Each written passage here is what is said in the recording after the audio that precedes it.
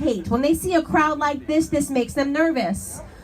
Yesterday, I had pretty much every news agency in America contacting me, asking me about this event. The first two questions they wanted to ask me, they didn't want to ask what this was about. They didn't want to ask why so many minority Americans were showing up DC in support of law enforcement. Woo! They wanted to ask, who funds you? They're already working on a narrative that you guys are paid protesters to be here. Okay? Yeah, ridiculous. They said, how could they afford to all come to DC? Who's funding this movement? Okay? Because they genuinely do not believe that blacks and Latinos can make decisions outside of the leftist indoctrination, right? When they're expecting so many of us to abide and be emotional and watch the images on the screen and say, oh my gosh, that could be me. I have to get up, I have to riot and loot and burn down my own neighborhood.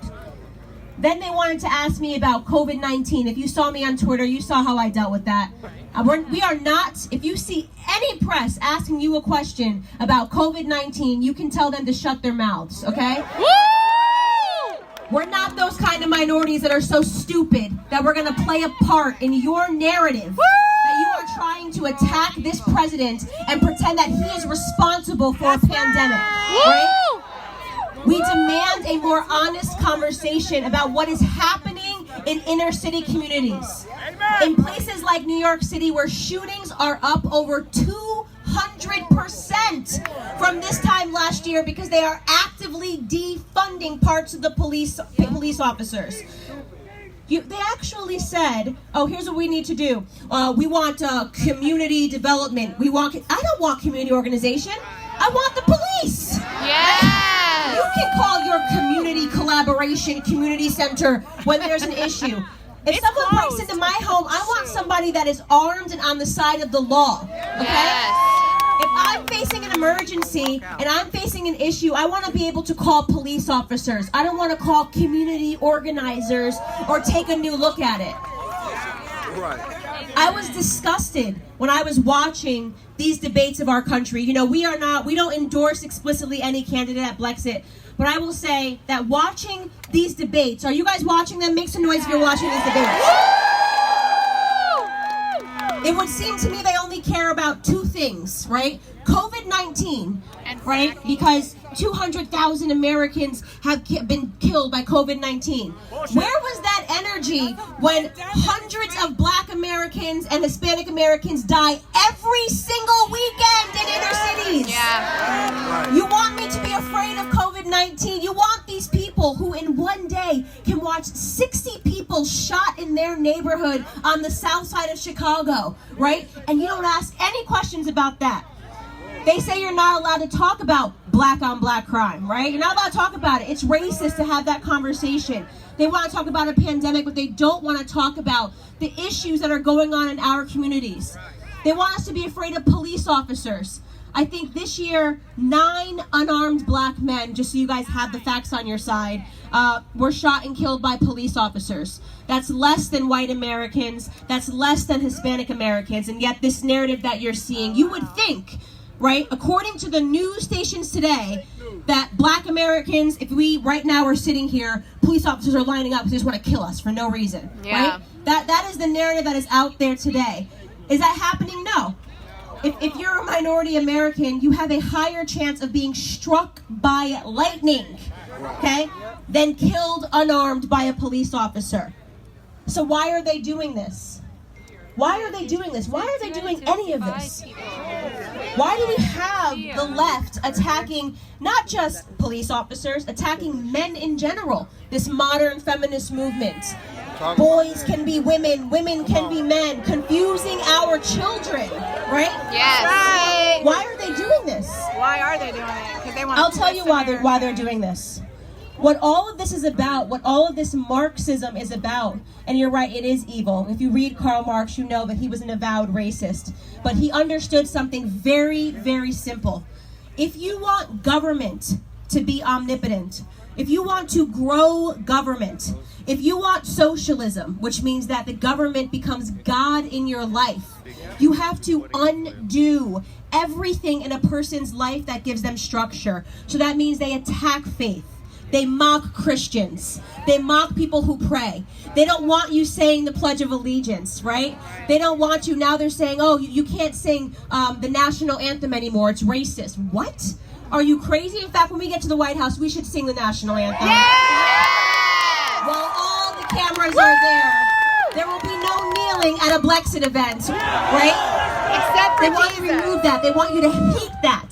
They want to destroy families. Very simple. If you don't want there to be a strong family structure, what easier way than to say, men don't be men, fathers don't live in the home. We don't need men anymore. That's toxic masculinity. That's a phrase that is developed to take away and to attack manhood. Like there is something wrong with being a man. No society that survives without strong men, right? Yes. And they don't think wrong-haired feminists about everything to do with you. That's right. Woo! Vice President Pence defeated Kamala Harris on point. What do they do? That's misogyny. That's weakness. We need strong women and we need strong families. We need strong families. Yes. Facing in the minority community, a family system that was put into place by a welfare system that bought homes of minority homes and said, the government, we're here to help. The government is never here to help, right? We will give you more money. If your father does not live in the home, if your father is outside the home, this is why the person in minority America is on absence. His kids grow like baby mama culture. It's a mom culture. That's something. I'm trying to be cool now with you. That culture has destroyed our communities. Yes. Talking about it as a woman, because you take your clothes off, you feel empowered. If you have to take your clothes off to be heard, you are not empowered. You are enslaved. Okay? That's right. Woo! We see this every day, and they will tell you, "Oh, well, you don't understand Black culture. You don't understand Latino culture. You don't understand." I'm not trying to understand this. I don't want to read a book on how you've confused enslavement with empowerment.